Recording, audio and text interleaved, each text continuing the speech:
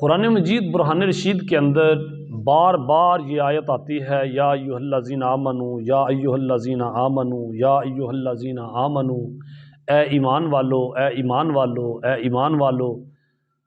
تو ایمان والے کون سے لوگ ہیں؟ ایمان والوں سے مراد وہ کون لوگ ہیں جن کو اللہ تعالیٰ مخاطب فرماتا ہے؟ وہ کون سے خوش نصیب لوگ ہیں؟ ایک صحابی سے کسی نے پوچھا کہ آپ نبی کریم صلی اللہ علیہ وسلم سے سب سے پہلے کیا قرآن سیکھتے ہیں؟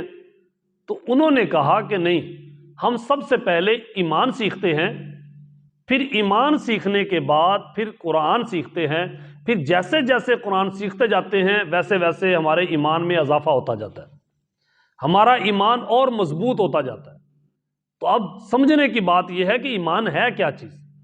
نبی کریم صلی اللہ علیہ وآلہ وسلم نے ارشاد فرمایا، اس وقت تک کوئی بندہ مومن نہیں ہو سکتا جب تک اپنی تمام خواہشات کو میری شریعت کے تابع نہ کر دے۔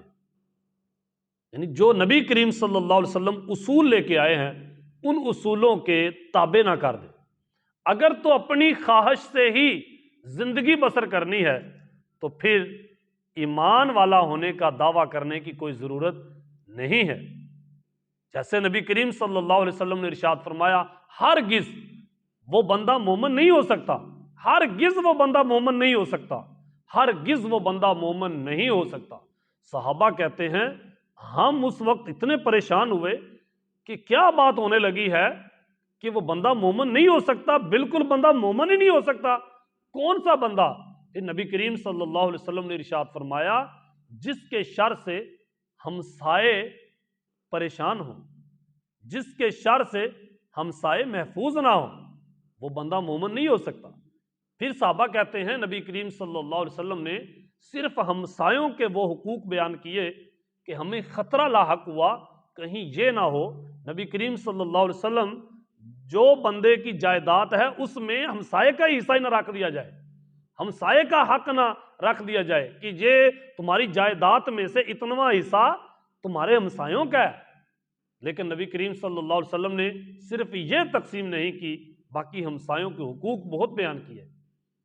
تو مومن وہ ہے جس کا کام محض دوسروں کی بھلائی کرنا ہے، مومن صرف دوسروں کی بھلائی کرتا ہے۔ مومن کہتے ہی اسے ہیں کہ ایک خدا کا حکم مانے، اللہ پر ایمان لے کے آئے، اس کے رسولوں پر ایمان لے کے آئے، ان کی کتابوں پر ایمان لے کے آئے، فرشتوں پر ایمان لے کے آئے اور یوم آخرت پر ایمان لے کے آئے، پھر تقدیر اچھی اور بری پر ایمان لے کے آئے کہ یہ اللہ کی طرف سے ہے، اس کے بعد پھر لوگوں کی بھلائی کا مکمل ارادہ رکھے تو یہ تب بندہ مسلمان بنتا ہے۔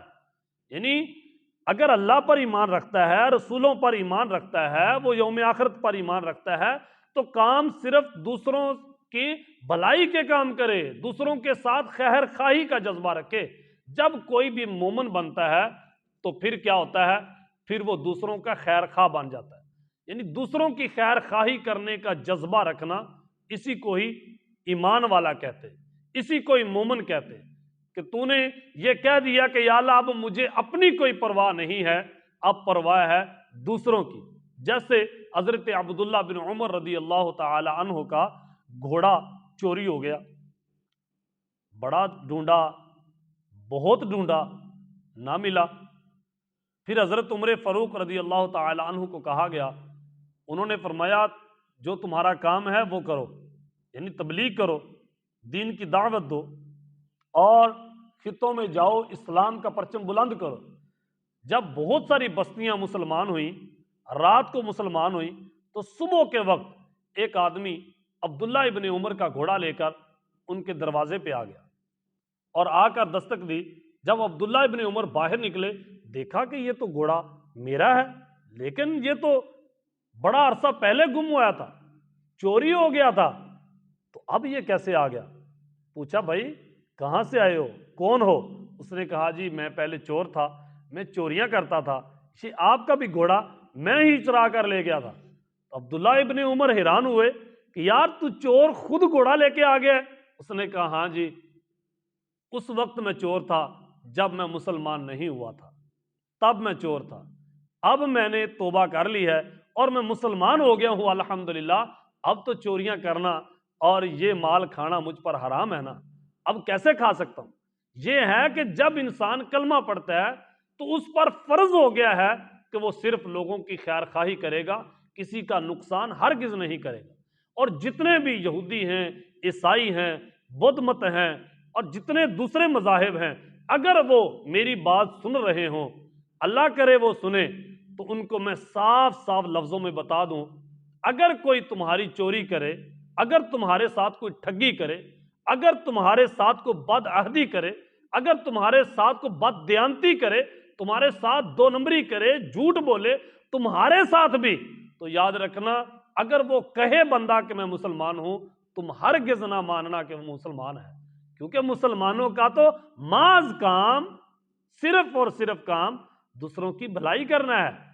یہ ایسے دغا بازیاں کرنا مسلمانوں کا کام نہیں ہے۔ اگر یہی کام کرنے تھے تو پھر مسلمان ہونے سے پہلے ہی زیب دیتے تھے۔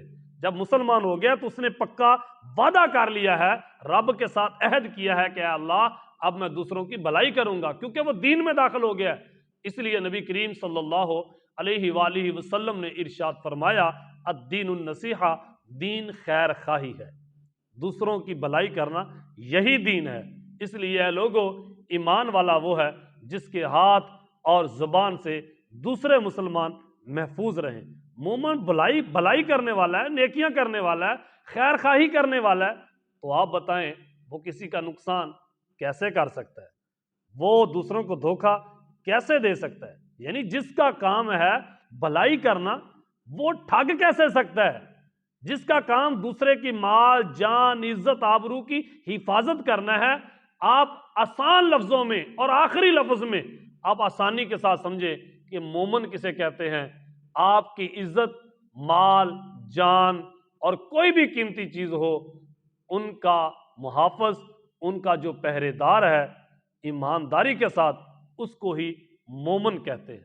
جو پہرے دار نہیں، جو امانت دار نہیں، لا ایمانہ لمن لا امانت لہ ولا دین لمن لا عہد لہ۔ اس لیے نبی کریم صلی اللہ علیہ وسلم یہ حدیث بار بار ہر خطبے میں ارشاد فرمایا کرتے۔ اسی سے آپ اس کی اہمیت کو جانیے۔ حضور کیوں بار بار ارشاد فرما رہے ہیں؟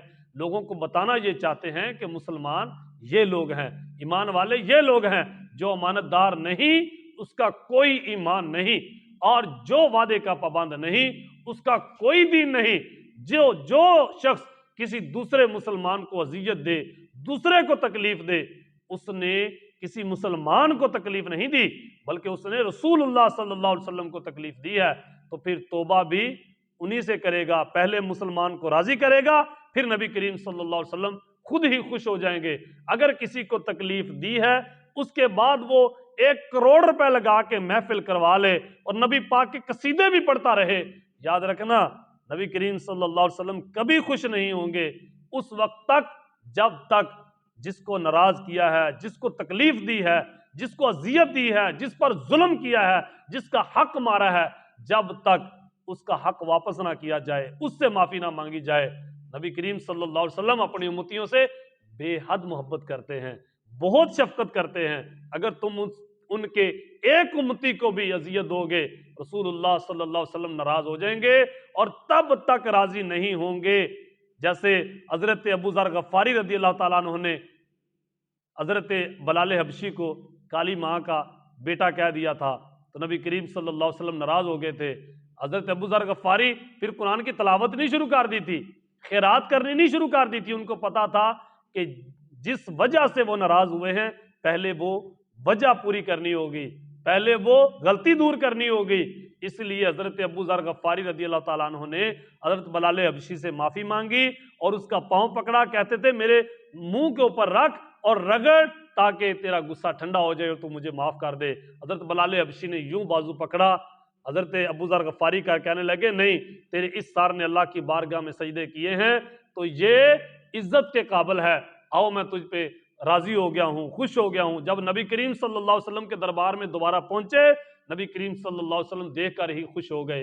اس لیے جس کا دل دکھایا ہے حضور کے، اگر کسی امتی کا دل دکھایا ہے، اس پر ظلم کیا ہے، تو برائے مہربانی پھر دیگیں بانٹ کے اللہ کو خوش نہ کریں، بلکہ جس وجہ سے ان کو ناراض کیا اللہ اور اللہ کے رسول کو، پہلے وہ وجہ دور کریں، پہلے وہ غلطی دور کریں۔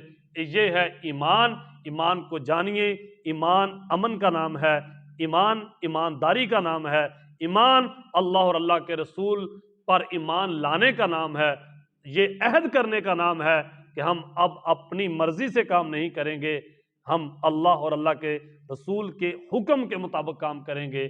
اسی جذبے کو ایمان کہتے ہیں۔